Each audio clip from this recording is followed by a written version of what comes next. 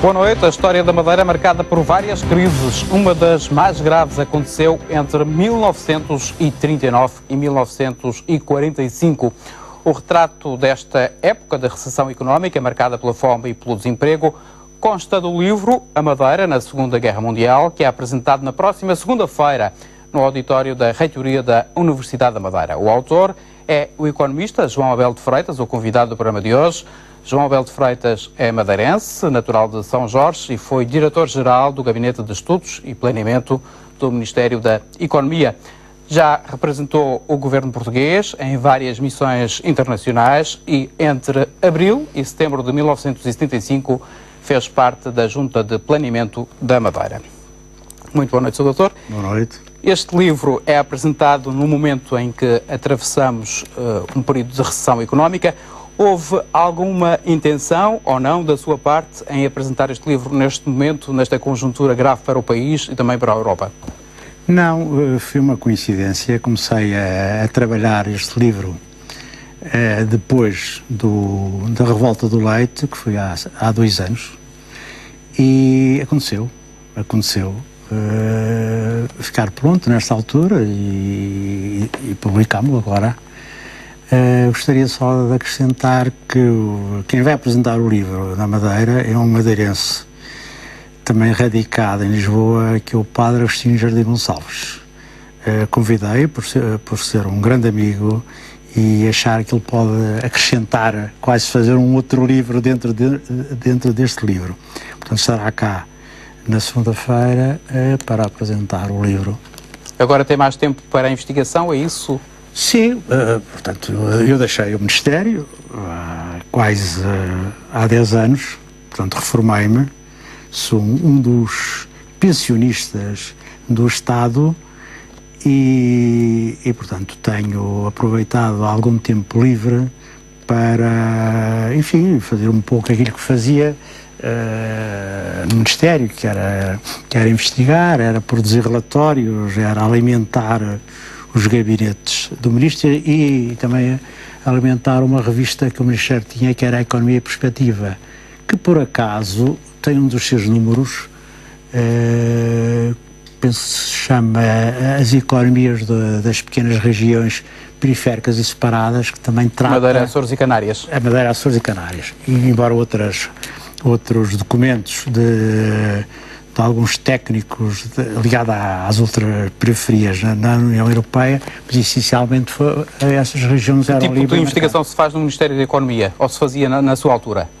Olha, fazia-se muito, fazia-se investigação naquela noção que os portugueses têm, mesmo a investigação aplicada no sentido ligado para a indústria, porque havia vários laboratórios, por exemplo, o LNETI era e é, penso eu, ainda um grande departamento do Ministério da Economia e fazia-se ao nível da economia também alguma investigação no sentido de compreender, quer antecipar alguns acontecimentos futuros que fossem influenciar. Por exemplo, lá no Ministério nós tínhamos uma área de prospectiva, que é exatamente antecipar e fazer cenários não é fazer previsões, é determinar algumas, digamos assim, algumas bandas em que possa o futuro ser antecipado. Fazíamos isso em ligação normalmente com organismos internacionais. Há quem diga que o Ministério da Economia ou a política económica tem estado muito subjugada à política financeira. Concorda com este tipo de afirmação, com este tipo de análise?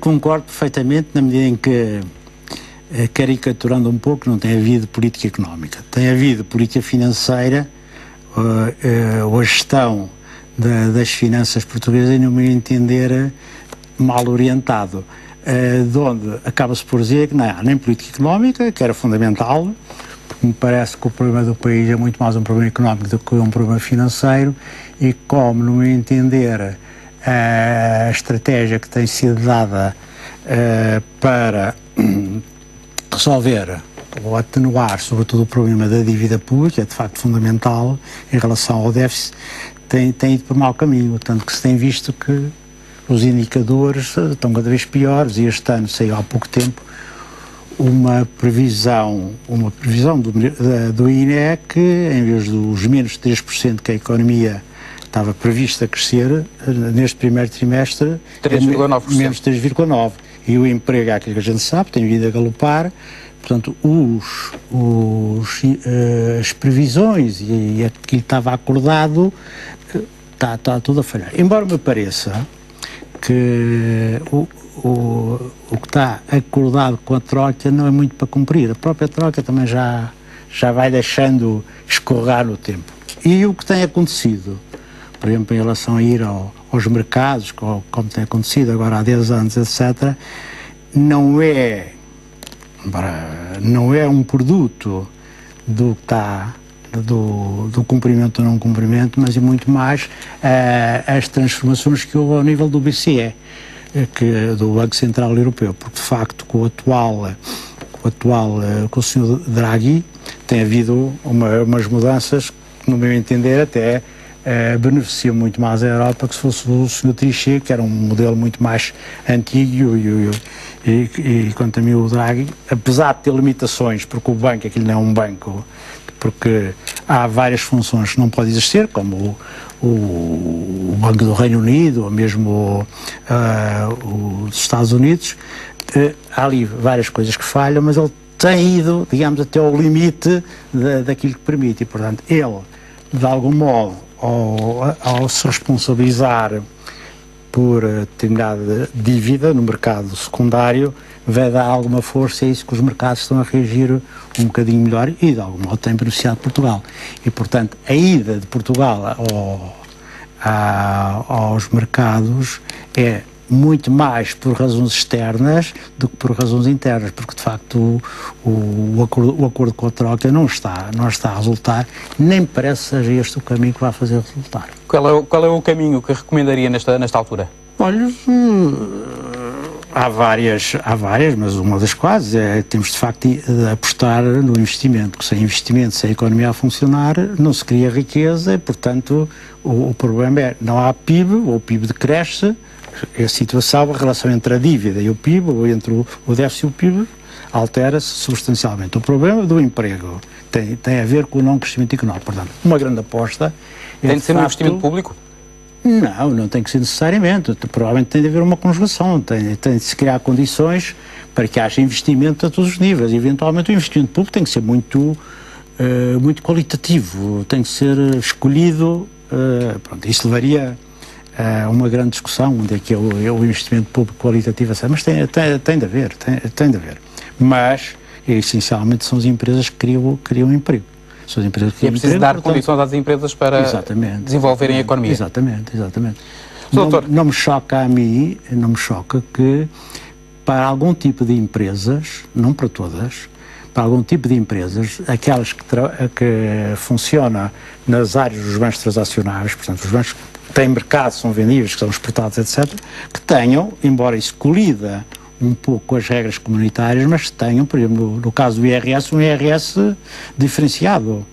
Aí há várias maneiras, e depois isto pode ser negociado com a União Europeia. Portanto, é incentivar, dar incentivos para que as empresas investam, porque só assim é que se cria, de facto, trabalho, que se cria riqueza e se contribua para que a própria dívida melhor. Nós, hoje em dia, não temos moeda, e quando não temos moeda, temos de ir para outros caminhos. E são estes os caminhos que temos. Já vamos voltar a falar do momento atual, agora recuemos um bocadinho da história para falar do seu último livro, do livro que é apresentado na segunda-feira. O senhor faz questão de aqui dizer que o livro A Madeira na Segunda Guerra Mundial é um trabalho pouco focado na teoria, mas mais centrado nos factos. Trata-se de uma obra de análise histórica ou de análise económica? É bastante uma obra de análise económica. É evidente que a economia e a história cruzam-se como o social, e por isso é que o livro se chama A Madeira na Segunda Guerra Mundial, Economia, Política e Sociedade. Tem factos, tem acontecimentos que se prendem com essas três áreas. Mas eu não sou historiador nem para lá caminho, sou um economista com alguma experiência de vida.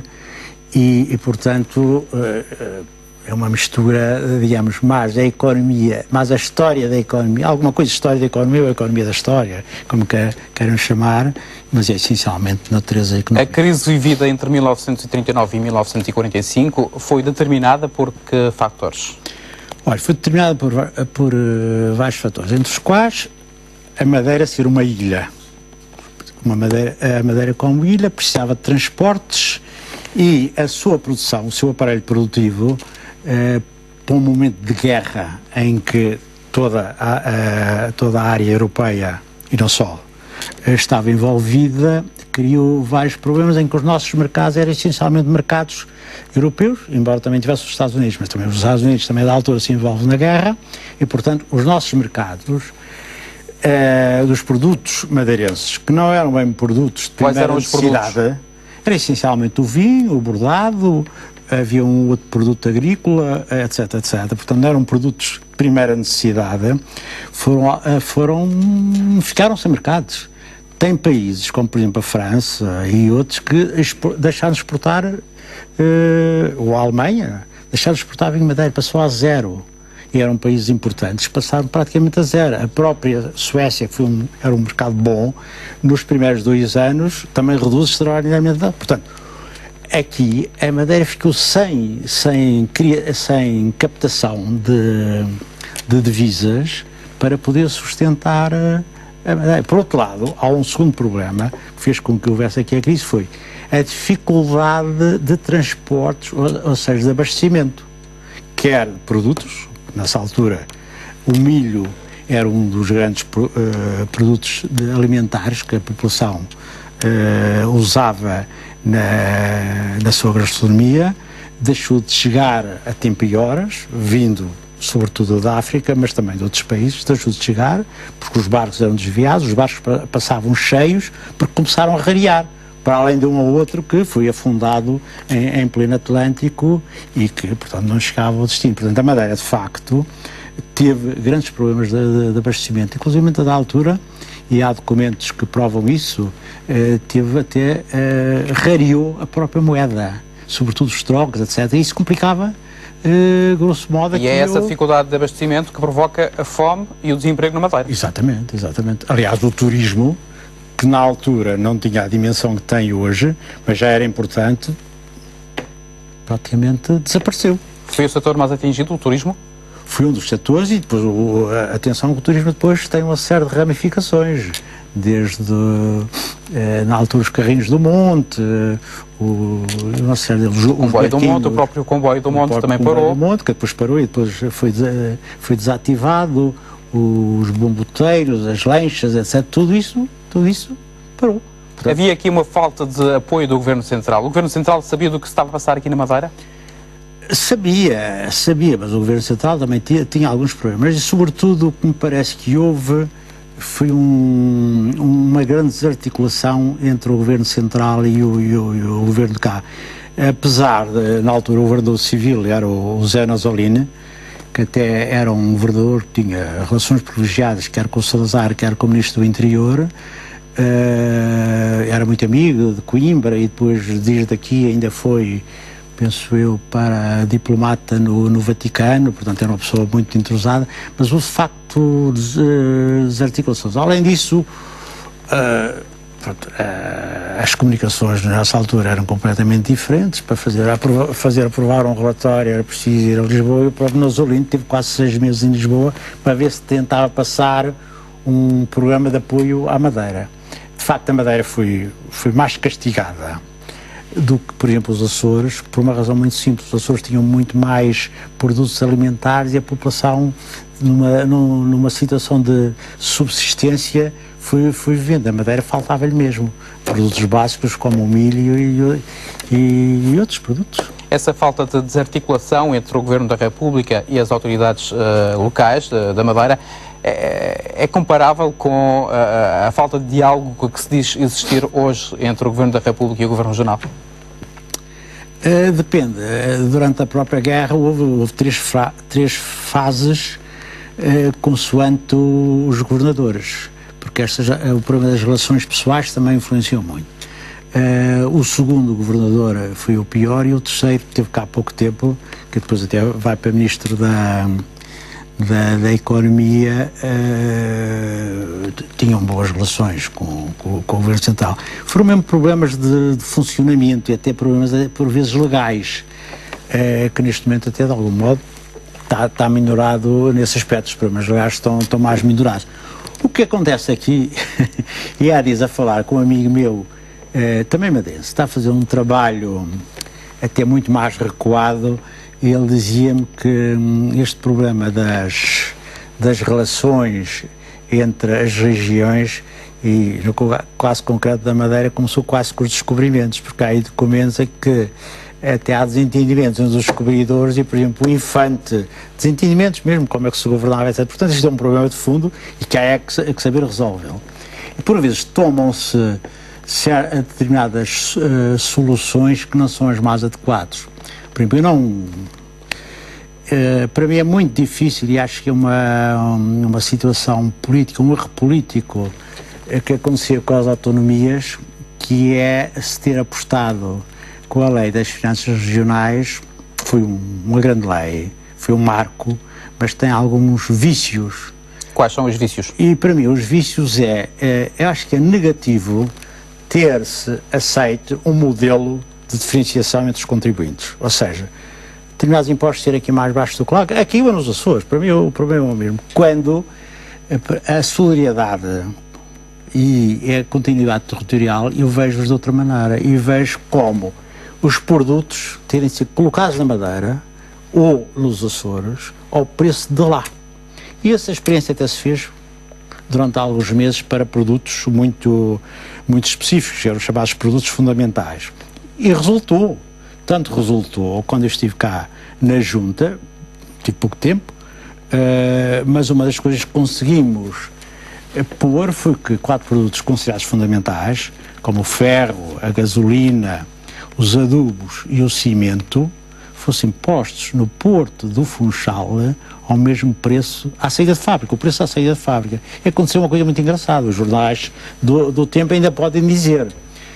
O cimento, por exemplo, um saco de cimento custava no mercado da Madeira 50 escudos, foi, com essas medidas, começado a ser vendido a 31,5. Se não me falha a memória, é este grau de diferença. Ora, não é por ter pertencido à Junta isso ter acontecido. Parece-me que era um princípio mais sólido para se implantar a autonomia, para haver uma relação mais coesa entre os territórios, neste caso as ilhas passaram a regiões autónomas e o continente, do que a diferenciação. Acha que o Estado devia assumir os custos de transporte de todos os produtos? Era completamente, isso? Completamente. Quer de lá para cá, quer daqui para lá. Porque acho que as exportações também deviam ter Pois, a Madeira precisa exportar. Também deviam ser compensadas. Também devia ser compensado. Há aqui um fator que de facto dificulta, e portanto deve-se minorar. Dr. João Abel de Freitas, o senhor integrou a Junta de Planeamento da Madeira numa passagem muito curta, entre abril e setembro de 1975, foi vogal dos assuntos económicos. Que balanço é que faz este trabalho, já que que focou ainda há pouco a sua participação neste grupo, pois, nesta Junta? Não é fácil, até porque para tomar medidas um bocadinho de fundo, 6 meses não era assim. De qualquer maneira, quando vim, tinha já uma pequena experiência, que era que eu fiz parte do salário mínimo para as ilhas.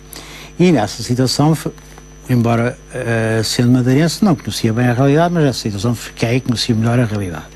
Portanto, trazia algumas ideias para que se lançassem aqui algumas linhas de desenvolvimento.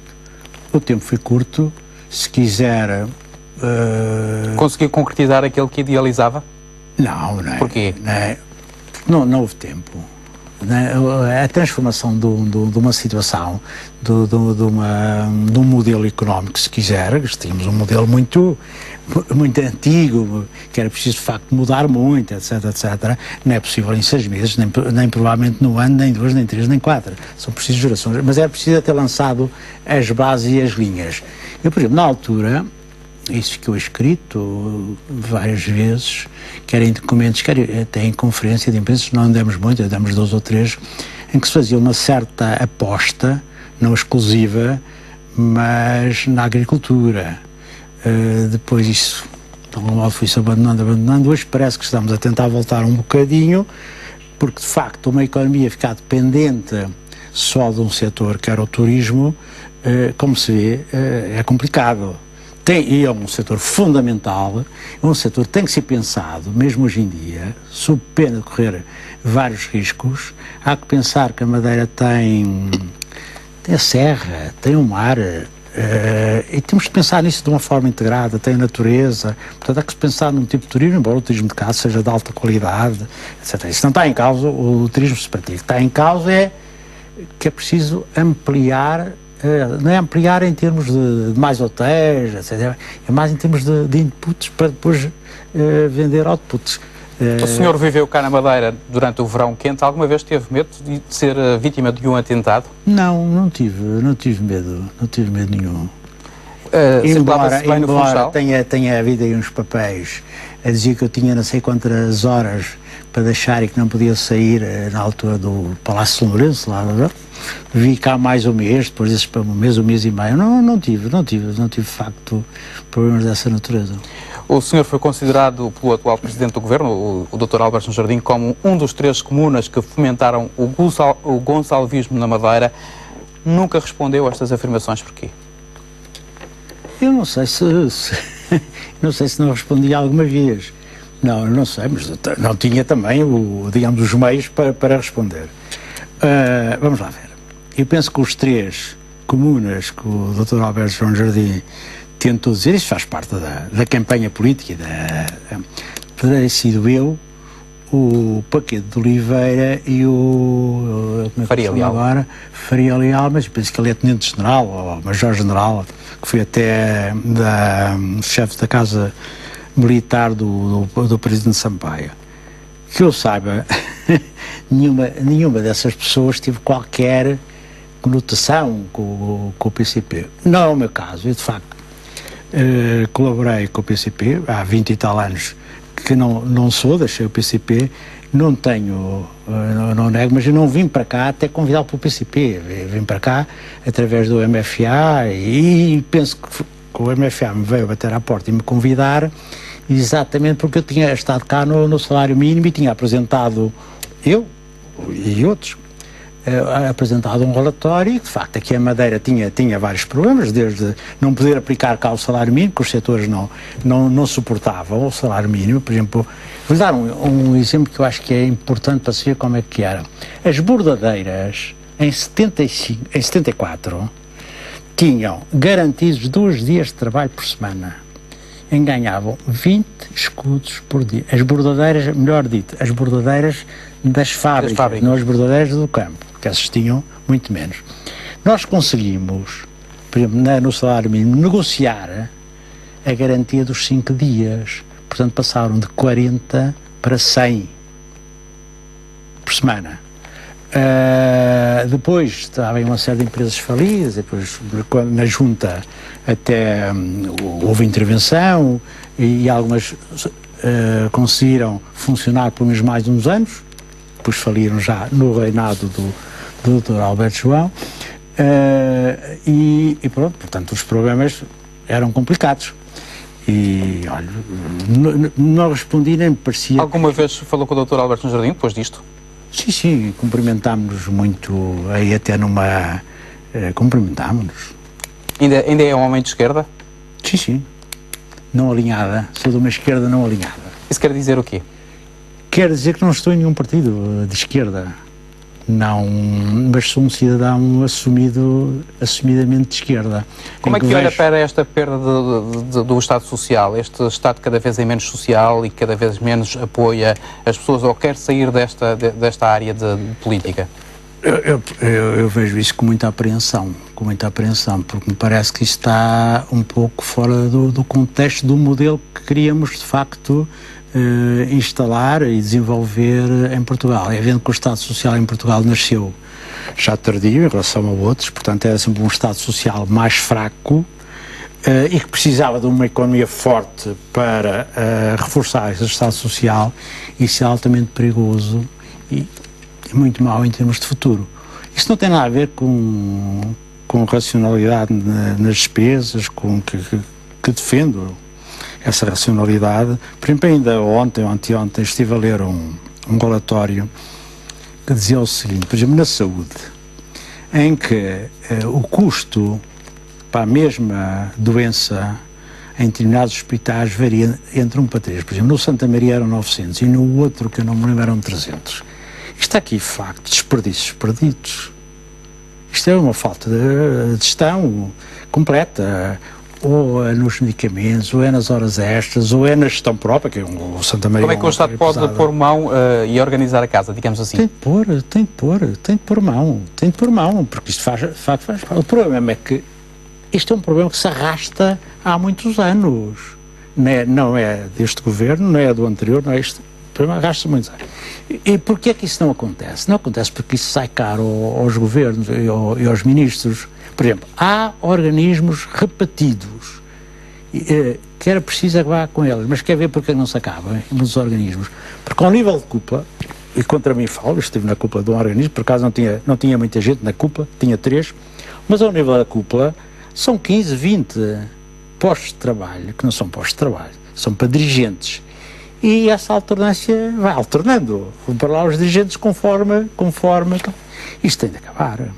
Tem de acabar, não quer dizer que se faça despedir, tem que ser ver o que é a repetição e tem de se resolver isso tudo. Aliás, escrevi várias coisas sobre isso, porque de facto é fundamental que se faça uma reforma de Estado, mas é preciso, para a reforma de Estado, que não se está a fazer, está-se a tentar acordar, é preciso várias coisas. É dizer, o que é que vai ser o Estado, em linhas gerais, e depois fazer um orçamento que se adapte a essas linhas gerais, a essas definições.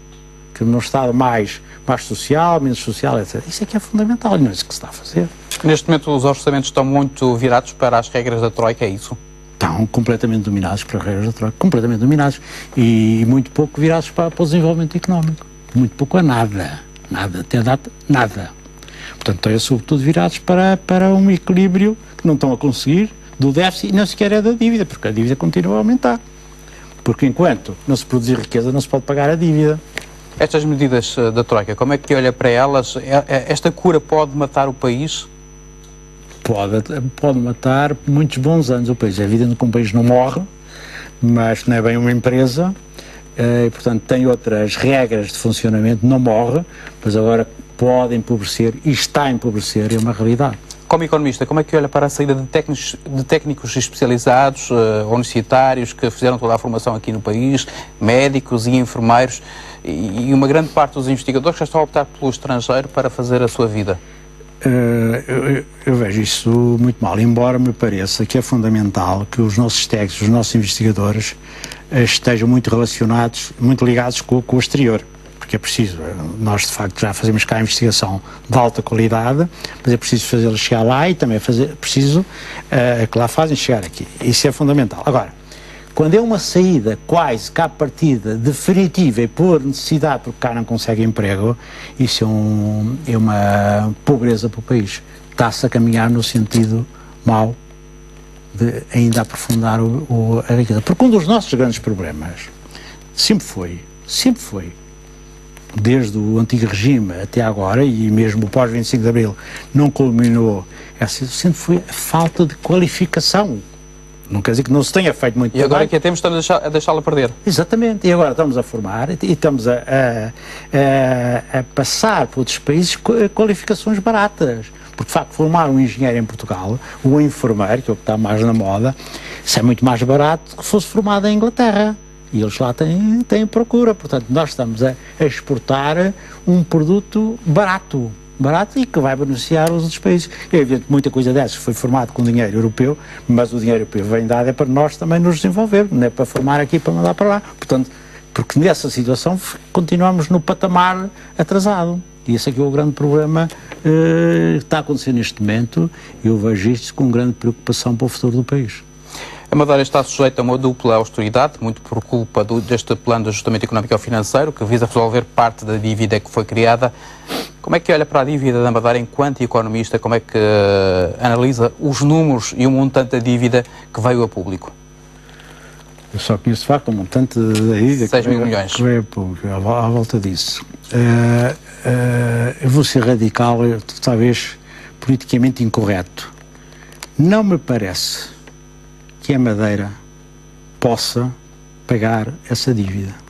E, de facto, entrar num regime tipo Troika é, de facto, ainda criar grandes problemas à Madeira. Embora, há uma coisa que é preciso fazer na Madeira. É preciso racionalizar toda a despesa pública. E isso foi um grande problema. Mas não é possível pagar. Quem é que deve pagar esta dívida? Porquê é que não é possível pagar esta dívida? Porque a Madeira não cria riqueza suficiente para. Então, veja, o orçamento, não lhe sei dizer bem, mas 1.500 milhões de euros por ano. 1.500 milhões de euros, o que é a receita da Madeira. Pode haver uma pequena percentagem que não é cobrada cá, mas praticamente são 600 ou 700 milhões. Portanto, há aqui uma grande diferença. Portanto, a riqueza criada, de algum modo... Nem a 30 anos podemos pagar esta dívida. Nem a 30 anos. Não é possível. Assim como Portugal não pode pagar a sua dívida. Vamos lá ver. Vamos ter que pedir um perdão da dívida? A Madeira e o país? Pode ser uma saída, mas pode não ser. Pode ser uma negociação. Não se esqueça, Portugal acabou há muito pouco tempo de pagar uma dívida que vinha da monarquia, constituída nos fins de 1890, foi a seguir ao mapa cor-de-rosa, etc. Acabamos de pagar. O que é preciso é negociar duas coisas. Temos uma dívida de 123% ou 126%. Essa dívida tem que ser muito bem pensada, tem que ser fracionada em dois, até ao limite dos 60% que a gente pode ter, para cumprir lá as regras da União Europeia. E essa dívida dos 60, mais ou menos, pode ser pagável num século, por exemplo, uma dívida ad eterno, uma taxa de juros baixa. Isso tem que ser negociada. Muitos países fizeram isso nestas últimas crises, e nós temos a experiência que pagamos, penso que em 2007, em 2008, acabamos de pagar uma dívida que vinha da monarquia. Portanto, não é possível. Nós Além não da dívida, para isso. Qual é a saída para esta crise aqui na Madeira? O senhor várias vezes tem refletido sobre o desenvolvimento regional, sobre a Zona Franca da Madeira. Como é que se pode desenvolver esta economia, uma economia insular ultraperiférica? Eu penso que eu não tenho assim uma solução de imediato, mas que deve ser pensado, deve. E um dos problemas que deve ser pensado é o turismo, que continua a ser fundamental e tem uma série de impactos na economia. A gente às vezes pensa no turismo só como os hotéis, etc. Não, tem muito mais. Eventualmente ver algumas atividades que pudessem vir a fornecer o turismo, porque, por exemplo, a Madeira é muito dependente para alimentar o seu turismo, alimentar não só no sentido da alimentação, mas em tudo. Portanto, pode eventualmente minorar, nunca se vai tornar autónomo, mas minorar algo nesse sentido. Tem de criar condições para que as empresas possam viver por si, porque aconteceu uma coisa muito grave aqui na Madeira, foi que, como se deu prioridade máxima ao investimento público, que é o exagero do investimento público, nomeadamente construção e obras públicas, sobretudo construção, canalizou-se para aí e asfixiaram-se as empresas. Portanto, as empresas não conseguiram criar fogo para terem elas próprias a sua vida própria. Portanto, é preciso reforçar e dar força e fazer com que o sistema empresarial seja forte, e depois ver várias coisas onde se pode, de facto, investir na Madeira. Mas continuo a pensar que o turismo é importante. E continuo aqui a pensar numa outra coisa, que é a relação da economia madeirense com a universidade, ou com os polos tecnológicos, etc., etc., é fundamental que haja aí um casamento. Não existe neste momento? Eu penso que existe pouco, eu não conheço por dentro, e portanto posso estar aqui a falar um bocadinho claro, mas eu penso que conheço pouco e que a universidade, a investigação universitária, académica, etc., tinha muito mais a dar, mas é preciso, não é só a universidade que queria dar, é preciso que haja aqui uma receptividade e que haja aqui muito trabalho em conjunto, etc., etc. E que há uma terceira força que é importante, é que ponha, que é o Estado, que é o Governo, ponha estes dois grandes atores económicos, o autor do desenvolvimento, se quiser, e depois há ainda um quarto. É preciso captar para um sistema deste o próprio, digamos, meio sindical, os trabalhadores organizados.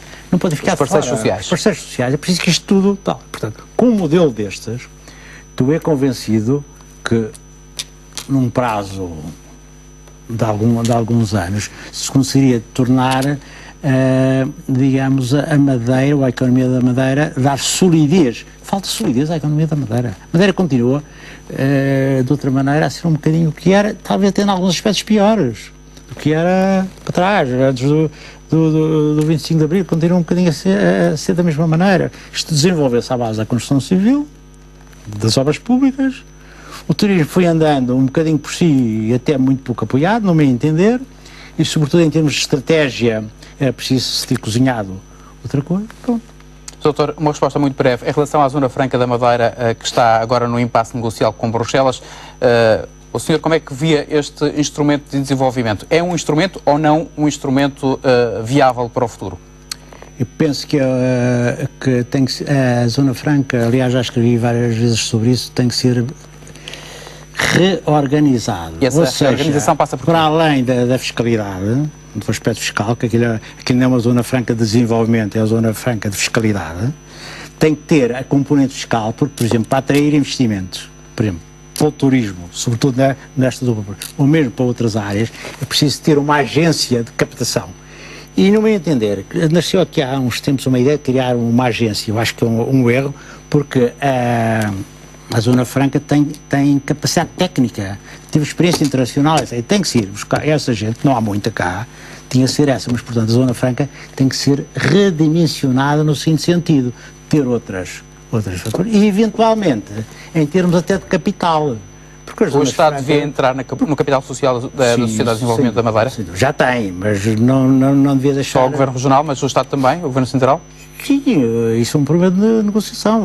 Por exemplo, a Zona Franca de Canárias tem isso tudo. Portanto, isso agora é um problema de modelo. Agora, o modelo que existe só de planeamento fiscal não traz muito para a Madeira. Traz em termos de impostos, etc, mas eu nunca vi isso muito bem contabilizado. E em termos de emprego, então, é muito pouco. A não ser os indiretos, ou seja, os economistas, os engenheiros, os fiscalistas, etc. E isso traz. Tá, e tem lá depois umas empresas madeirenses que não sei se cumprem muito bem as funções que foram dedicadas à Zona Franca. Dr. João Abel de Freitas, muito obrigado por ter vindo à RTP Madeira. Nós colocamos um ponto final neste programa em entrevista. É assim especial. Desejo uma boa noite.